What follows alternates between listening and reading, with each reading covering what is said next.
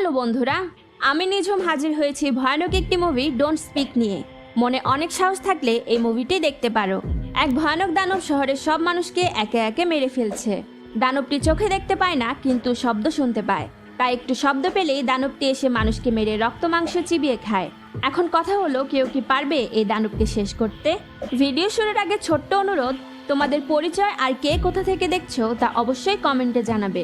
পরের ভিডিওতে কমেন্ট পড়ে শোনাবো, তোমাদেরকে সবার সাথে পরিচয় করিয়ে দিব। তো চলো শুরু করা যাক।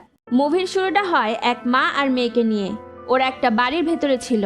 মা খুব ভয় পাচ্ছিল, কারণ চারদিকে অদ্ভুত অদ্ভুত ঘটনা ঘটছিল।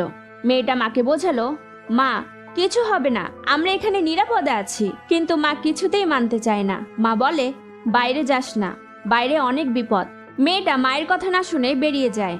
বাইরে গিয়ে সে কাপড় শুকাচ্ছিল। সে তখন হঠাৎ একটা অদ্ভুত আওয়াজ শুনতে পায়। একটা দানবরূপী শয়তান এই আওয়াজ করে। মেয়েটা বুঝে যায় এবার তার খবর আছে। পেছনে ফিরে দেখে ভয়াল রূপী দানব দাঁড়িয়ে আছে। দানব মেয়েটাকে আক্রমণ করলে মরার আগে মেয়েটা শেষবারের মতো চিৎকার করছিল। তখন মা তার সেই আওয়াজ শুনে বুঝতে পারে এই দানব তার মেয়েকে মেরে ফেলেছে। সে মেয়ের জন্য বাইরে ছুটে বেরিয়ে আসে, কিন্তু এটাই ছিল তার সবচেয়ে বড় ভুল। সে ভয়ে তাড়াতাড়ি আবার ঘরের ভেতর চলে যায়, কিন্তু সে বুঝে যায় ওই দানব তার ঘরের ভেতরেই ঢুকে পড়েছে। নিজেকে বাঁচাতে ড্রয়ারের ভেতর থেকে একটা গান বের করে। তবে সে একদম চুপচাপ ছিল, কারণ সে জানে দানবটা দেখতে পায় না, শুধু শব্দ শুনতে পেলেই ধরে ফেলবে। তাই উনি ভাবে, এটাই আমার শেষ সুযোগ, আমার জীবন বাঁচাতে হলে এবার ভুল করা যাবে না। কিন্তু তিনি অনেক ভয় পাওয়ার কারণে হাত থরথর করে কাঁপতে থাকে। চুপচাপ ধীরে ধীরে পা ফেলে সামনে এগোচ্ছিল সে।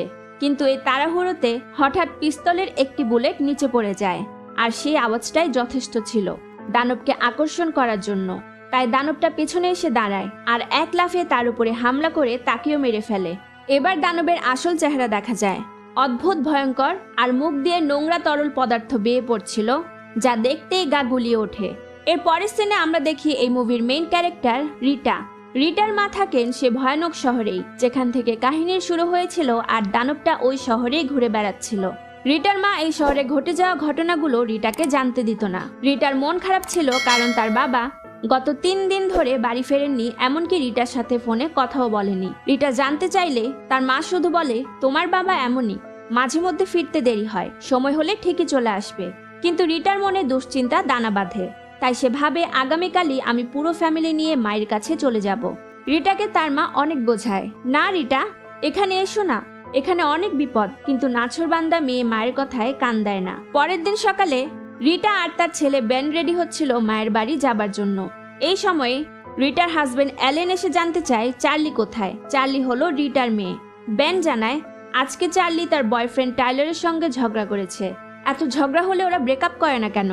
তখন চার্লির মা বুঝিয়ে বলে, রিলেশন মানেই এমন, সময় দিলে সব ঠিক হয়ে যায়। ঠিক তখনই টাইলার আর চার্লিও বাইরে চলে আসে। চার্লি মা বাবাকে জানায়, আসলে টাইলার আমার জন্য স্পেশাল কিছু প্ল্যান করেছে, কিন্তু এখন যেহেতু আমাদের নানু বাড়ি যেতে হচ্ছে, তাই ওকে জোর করেই নিয়ে যাচ্ছি। তো এই 5 জন এখন রওনা দেয় সে ভয়ানক শহরের উদ্দেশ্যে, যেখানে রিটার মায়ের বাড়ি। মোটামুটি দিনের অর্ধেক সময় কেটে যায় ওই শহরে পৌঁছাতে। শহরে ঢোকার মুখে ওদের চোখে পড়ে একটা সিক্রেট জায়গা, যেখানে প্রবেশ করা সম্পূর্ণ নিষেধ।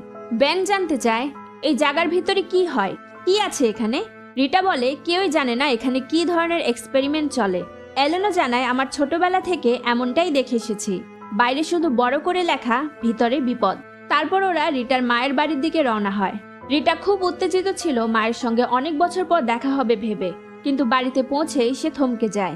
বাড়ির দরজা খোলা, আর ভেতরে রিটার বাবা মা বা অন্য কেউই নেই। রিটা পুরো বাড়ি খুঁজতে থাকে, কিন্তু কোথাও কেউ নেই। রিটা অস্থির হয়ে পড়লে অ্যালেন বলে, চিন্তা করো না, হতে পারে পাশের বাসায় গেছেন, চলো পাশের বাড়ি যেয়ে খোঁজ নেই। রিটা এবার পাশের বাড়িতে যায়, আর এটাই হলো সেই বাড়ি যেখানে কাহিনীর শুরুতে মা ও মেয়েকে ওই দানবটা মেরে ফেলেছিল। এই বাড়িটার দরজাও খোলা ছিল, আর সবকিছু এমন ভাবে পড়েছিল যেন বহুদিন ধরে এখানে কেউ থাকেনি।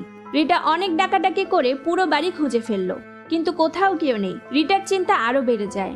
তখন অ্যালেন বলে, হয়তো ওরা তোমার বাবাকে নিয়ে হসপিটালে গেছে, ওনার তো শরীর প্রায় খারাপ থাকে। তারপর ওরা যখন ওই বাড়ি থেকে বেরোতে যাচ্ছিল, হঠাৎ চোখে পড়ে বাড়ির বিভিন্ন জায়গায় রক্তের দাগ। সবাই থমকে যেয়ে ভাবে, এই বাড়িতে আর এই শহরে কি ঘটেছে। এই অবস্থায় রিটা আপাতত মায়ের বাড়িতে ফিরে আসে, আর তার ছেলে মেয়েদেরকে বলে, আমি মাকে খুঁজতে হাসপাতালে যাচ্ছি। এলেনও তার সাথে যেতে চায়। এরপর তারা যখন গাড়িতে উঠলো হাসপাতালের উদ্দেশ্যে, হঠাৎ করে গাড়িটা বন্ধ হয়ে যায়। অবাক করার মতো ব্যাপার, এই গাড়ি তো একটু আগেই ঠিকঠাক চলছিল, কিন্তু এখন এসব ভাবার সময় নেই। তাই এলেন, রিটা আর বেন গাড়ি থেকে বেরিয়ে টাইলার আর চার্লিকে গাড়ি ঠিক করার দায়িত্ব দিয়ে হাসপাতালের দিকে হাঁটা শুরু করে। রাস্তা দিয়ে হেঁটে যেতে যেতে শহরের পরিবেশটা ওদের রহস্যময় মনে হতে থাকে। চারদিকে একটা অস্বাভাবিক নীরবতা, দূর দূরান্তেও কোনো মানুষের দেখা নেই। দোকানপাট, বাড়িঘর, হোটেল সব খোলা পড়ে আছে, যেন অনেকদিন ধরে কেউ এখানে আসেনি। রিটা ভাবে, আমার মা তো এই শহরে কি হয়েছে সে ব্যাপারে আমাকে কিছুই জানায়নি, আর রিটাও অনেক বছর ধরে এখানে আসেনি। তাহলে কি সবাই শহর ছেড়েই চলে গেছে? এমন সময় ওরা এক রেস্তোরাঁর সামনে পৌঁছায়। সেখানে কাছে চোখ পড়ে তাজা রক্তমাখা একটা হাতের ছাপ। ওরা ভয় পেয়ে যায় আর দরজা খুলে ভেতরে যায়। ওটা ছিল রেস্তোরাঁর রান্নাঘর, আর সেখানেই পড়েছিল একটা মানুষ, একেবারে রক্তে মেখে গেছে আর কিছুক্ষণের মধ্যেই মারা যাবে। মরে যাওয়ার আগে সে এলেনকে বলে, এখান থেকে চলে যাও, এখানে থাকলে বাঁচবে না। ও আসবে আর এসে তোমাদেরকে মেরে ফেলবে। এ কথা বলেই লোকটা নিঃশ্বাস ত্যাগ করে। এলেন তখন বুঝে যায় এই শহরে নিশ্চয়ই কিছু একটা আছে, কোনো এক ভয়ানক শক্তি, যেটা মানুষকে খুঁজে খুঁজে মেরে তারপর খেয়ে ফেলছে।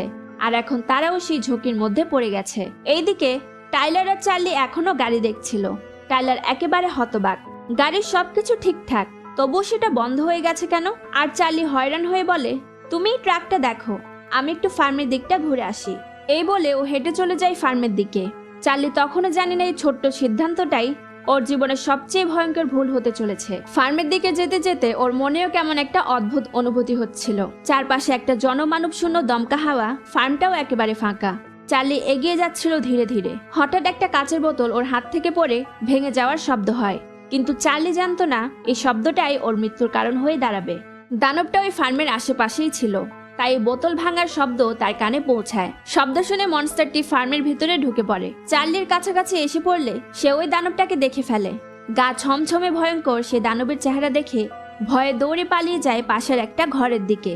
কিন্তু ঘরে ঢুকেই ওর গা যেন ঠান্ডা হয়ে যায়। চার্লি দেখে তার নিজের গ্র্যান্ডমাকে সেই মনস্টার একটা গেছুতে ঝুলিয়ে রেখেছে, একদম এমন ভাবে যেন পরে পেট ভরে খাওয়ার জন্য রেখে দিয়েছে। গ্র্যান্ডমা কাঁপা গলায় চার্লিকে বলে, চলে যা, আওয়াজ করিস না, ও দেখতে পায় না, কিন্তু শব্দ শুনলেই তোর দিকে ছুটে আসবে। বাঁচতে চাইলে এখনই পালা। কিন্তু কথা শেষ না হতেই পেছন থেকে মনস্টার চার্লির উপরে আক্রমণ করে। সাহস করে চার্লি কোনো মতে দানবটাকে একটু ধাক্কা মেরে দূরে ঠেলে দেয় আর সেই সুযোগে পালিয়ে যায়। রক্তাক্ত শরীর নিয়ে কাঁপতে কাঁপতে চার্লি ছুটে যায় টাইলারের কাছে।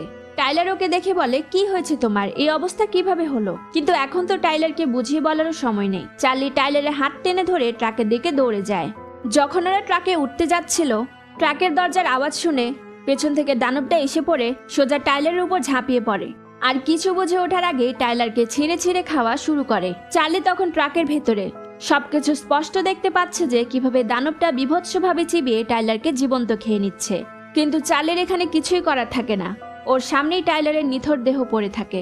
এসব দেখে চার্লি সহ্য করতে না পেরে ট্রাকের দরজা বন্ধ করে দেয়, আর সেই মুহূর্তে দানবটা ঝাঁপিয়ে পড়ে ট্রাকের উপর। ও জানে চার্লি ভেতরে আছে, কিন্তু ট্রাক খোলার উপায় ওর জানা নেই। তাই চার্লি ভেতরে থাকা অবস্থায় আপাতত নিরাপদ। কিন্তু এই ভয়ানক রাক্ষসের দানব তাকে সহজে ছেড়ে দেবে না, তাই ও এখন ট্রাকটাই ভেঙে ফেলার চেষ্টা করছে, কিন্তু ভাঙতে পারছিল না। দানব আবার টাইলারের কাছে যায় আর টাইলারকে তুলে ছুঁড়ে মারে ট্রাকের উপর। টাইলারের রক্তমাখা হাত গিয়ে আছড়ে পড়ে ট্রাকের জানালায়। জানালার কাছে জমে থাকা সে রক্ত দেখে চার্লির শরীর ভয়ে জমে যায়। ঠিক তখনই এলেন, বেন আর রিটা এসে পড়ে ওই জায়গায়। ওরা জানতো না চার্লি বেঁচে আছে কিনা। ওরা ট্রাকের গায়ে সেই মনস্টারের ভয়ঙ্কর হাতের ছাপ দেখে বুঝে যায় এই জায়গাটা একদমই নিরাপদ নয়। তবুও ধীরে ধীরে এগোতে থাকে, কারণ একটু শব্দ করলে দানবটি ওদেরকে মেরে ফেলবে। কয়েক কদম এগোতেই সামনে দেখতে পায় দানবটি টাইলারের দেহ ছিঁড়ে খাচ্ছে। তাই এখন ওদের একটাই কাজ, ট্রাকের ভেতরে আটকে থাকা চার্লিকে বাঁচানো। কিন্তু তারা জানে ট্রাক খুললে দরজার শব্দ হবে আর দানবটা ওদের দিকে ছুটে আসবে। এই অবস্থায় সবচেয়ে বুদ্ধিমানের কাজ চার্লিকে আপাতত ট্রাকে রেখেই নিজেদের লুকিয়ে ফেলা। তাই ওরা পাশের একটা ঘরে ঢুকে পড়ে। ঘরের দরজাটা অ্যালেন ধীরে ধীরে বন্ধ করে দেয়। তারপর অ্যালেন রিটাকে বোঝায়, ওই দানবটা আমাদেরকে দেখতে পায় না, শুধু কোথায় শব্দ হচ্ছে তা খুঁজে বের করে। আমরা এখন চুপ করে থাকবো আর সকাল হলে চার্লিকে ট্রাক থেকে বের করে এখান থেকে পালাবো।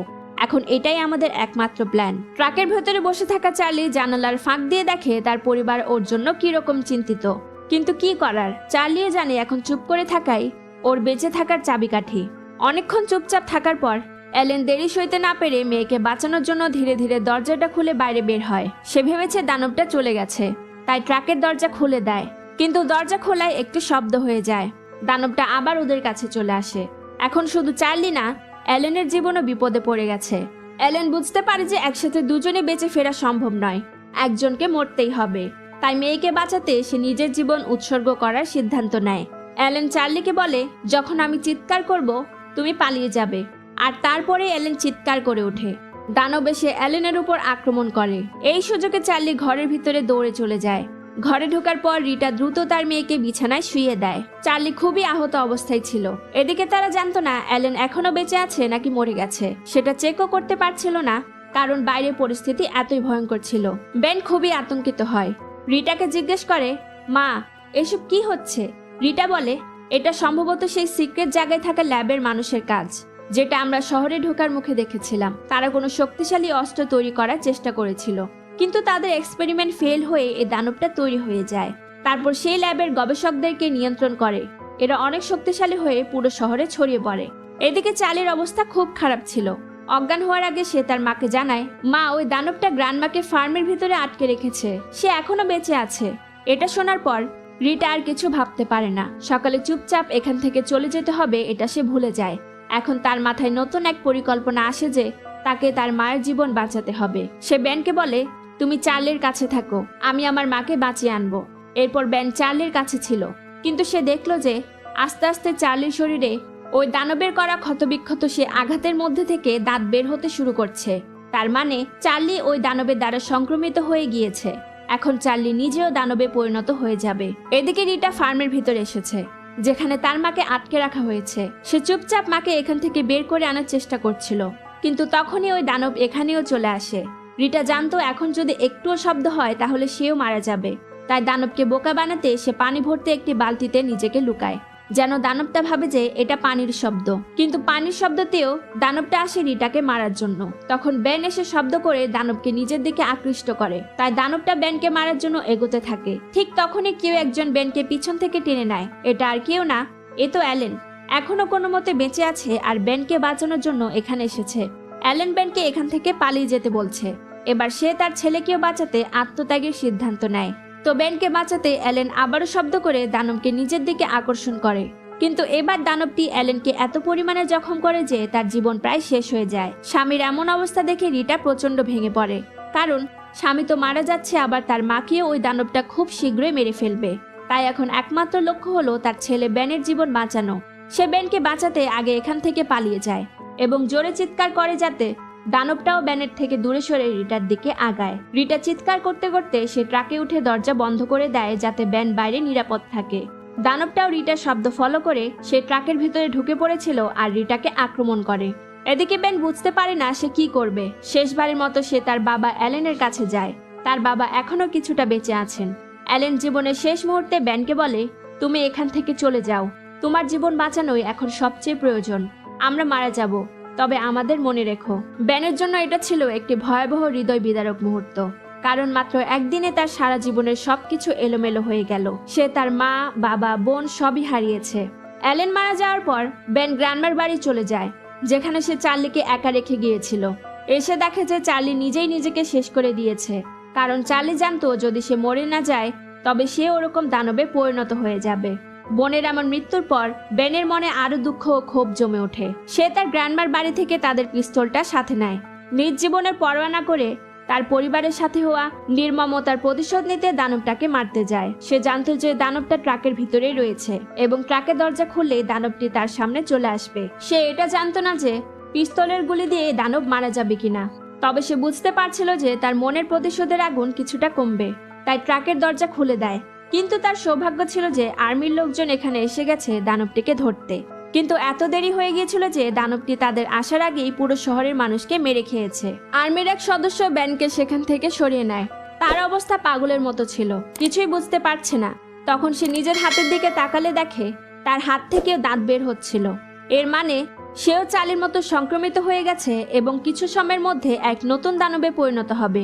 এদিকে আর্মিরা ট্রাকের মধ্যে গিয়ে সে দানবকে শেষ করে দেয়। তবে তারা জানতো না যে কিছু সময়ের মধ্যে ব্যান আরো ভয়ানক এক দানবে রূপান্তরিত হয়ে তাদের সামনে আসতে চলেছে। এরপর কি হবে সেই রহস্য রেখেই মুভিটি এখানে শেষ হয়। তোমাদের পরিচয় আর মতামত কমেন্টে জানাতে ভুলো না। নেক্সট ভিডিওতে তোমাদের সবার সাথে পরিচয় করিয়ে দিব। আজকের মতো এখানেই বিদায়, সবাইকে অনেক ধন্যবাদ।